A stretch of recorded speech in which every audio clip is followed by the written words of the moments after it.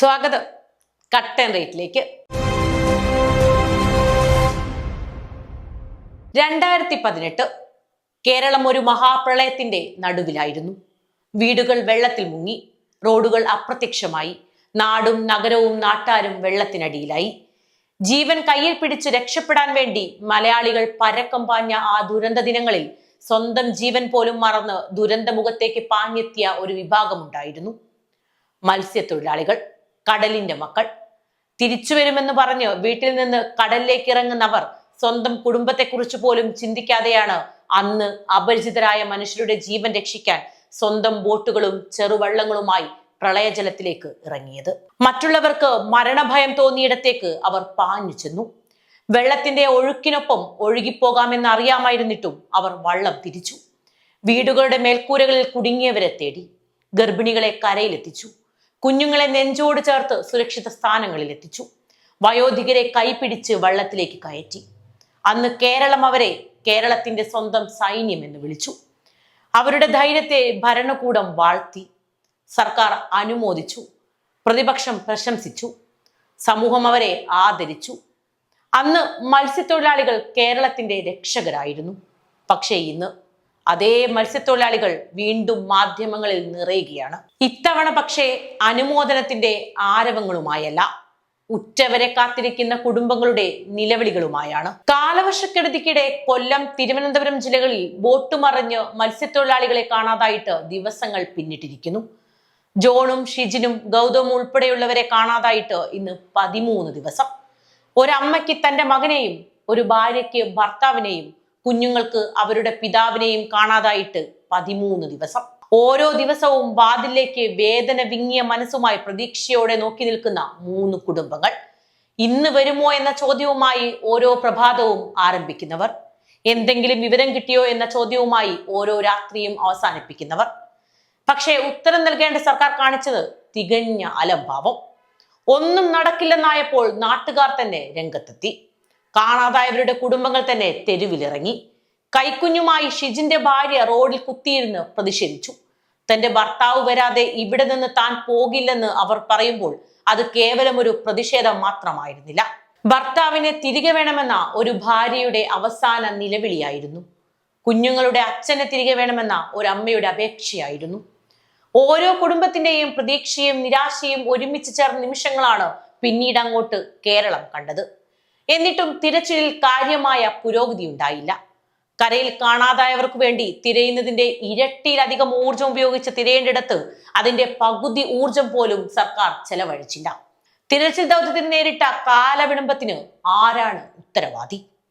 ദുരന്തമുഖത്ത് രക്ഷാപ്രവർത്തനത്തിന് ഇറങ്ങുന്നവരുടെ കുടുംബങ്ങൾ തന്നെ തങ്ങളുടെ പ്രിയപ്പെട്ടവരെ കണ്ടെത്തണമെന്ന് ആവശ്യപ്പെട്ട് തെരുവിലേക്ക് ഇറങ്ങേണ്ടി വരുന്നത് ഒരു ക്ഷേമ രാഷ്ട്രത്തിന്റെ സംവിധാനത്തിന് അഭിമാനകരമായ കാഴ്ചയല്ല എന്നുകൂടി പറയട്ടെ. ഇവിടെ ചോദ്യം ഒരു കുടുംബത്തിന്റെ വേദനയെക്കുറിച്ച് മാത്രമല്ല, ദുരന്ത നിവാരണ സംവിധാനത്തിന്റെ കാര്യക്ഷമതയെക്കുറിച്ചും ഭരണകൂടത്തിന്റെ മുൻഗണനകളെക്കുറിച്ചുമാണ്. കടലിലെ രക്ഷാപ്രവർത്തനങ്ങൾക്കും മത്സ്യത്തൊഴിലാളികളുടെ സുരക്ഷയ്ക്കും വേണ്ടി കൃത്യമായ ഒരു സ്റ്റാൻഡേർഡ് ഓപ്പറേറ്റിംഗ് പ്രൊസീജിയർ ഇതുവരെയും വികസിപ്പിച്ചെടുത്തിട്ടില്ല എന്നത് വലിയൊരു പ്രതിസന്ധിയായി തന്നെ നിലനിൽക്കുകയാണ്. അത് വാക്കുകളിൽ മാത്രം നിറഞ്ഞു നിൽക്കേണ്ട ഒന്നല്ല.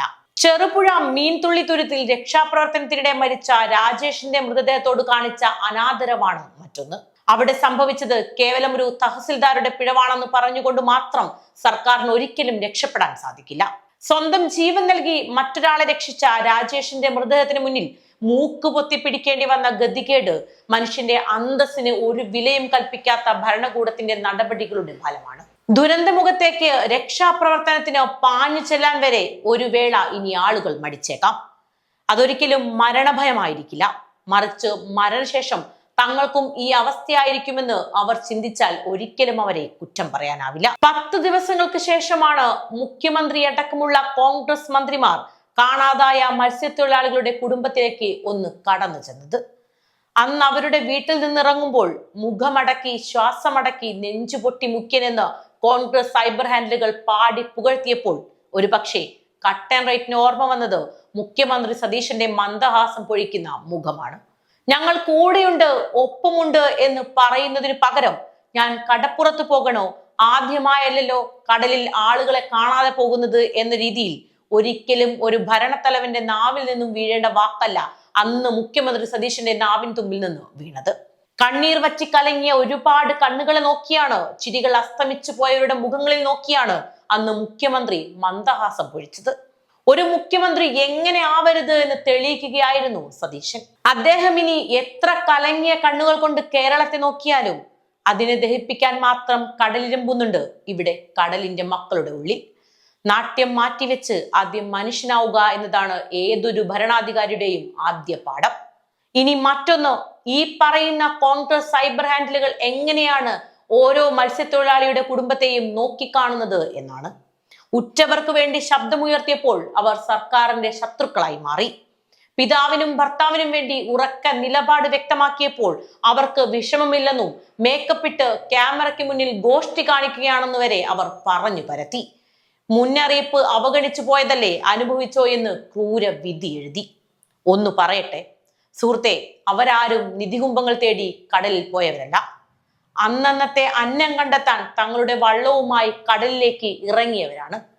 കടലിന്റെ ഓരം പറ്റിക്കഴിയുന്ന അവർക്കറിയാവുന്ന കടലിനെയൊന്നും നിങ്ങൾക്കറിയില്ല.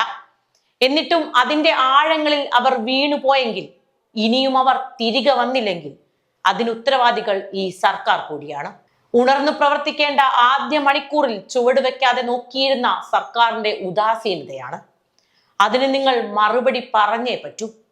സിസ്റ്റം ശരിയായില്ലെങ്കിൽ ശരിയാക്കണം മിസ്റ്റർ.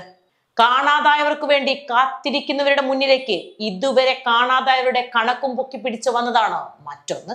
ഒരല്പമെങ്കിലും ഔചിത്യബോധം ബാക്കിയുണ്ടെങ്കിൽ കഴിഞ്ഞ 10 വർഷത്തിനുള്ളിൽ കടലിൽ പൊലിഞ്ഞ 490 പേരുടെ കണക്കു പട്ടികയുമായി സർക്കാർ ഈ സമയം അവർക്ക് മുന്നിൽ വന്ന് നിൽക്കില്ലായിരുന്നു.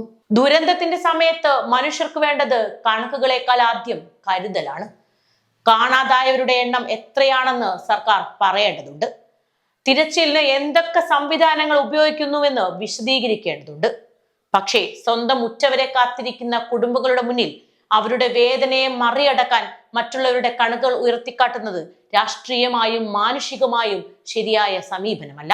ഒരു മനുഷ്യന്റെ തിരോധാനം മറ്റൊരു മനുഷ്യന്റെ തിരോധാനത്തിന്റെ കണക്കുകൊണ്ട് ചെറുതാകുന്നില്ല. കടലിൽ കാണാതായവരെ കണ്ടെത്താനുള്ള തിരച്ചിൽ ഒരു രാഷ്ട്രീയ പരിപാടിയല്ല, അത് മനുഷ്യരെ തിരിച്ചുപിടിക്കാനുള്ള ഉത്തരവാദിത്തമാണ്.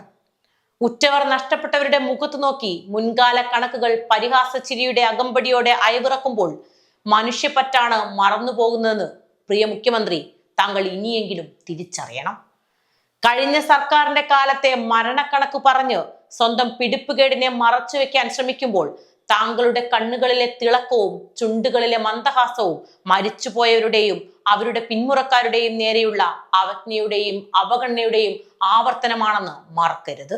കാരണം താങ്കൾ ഈ സംസ്ഥാനത്തിന്റെ മുഖ്യമന്ത്രിയാണ്.